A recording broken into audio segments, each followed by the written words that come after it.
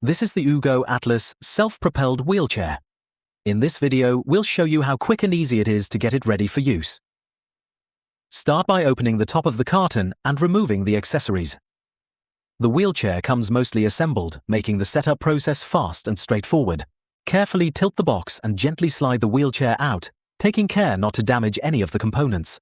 You'll also find the removable footrests and user manual packed separately to protect them during transport. Remove the remaining protective wrapping, then unfold the wheelchair.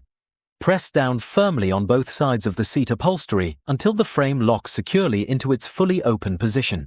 Apply both parking brakes to ensure the wheelchair remains stable. Attach the left and right swing-away footrests by aligning them with the mounting points and gently rotating them into place until they lock securely.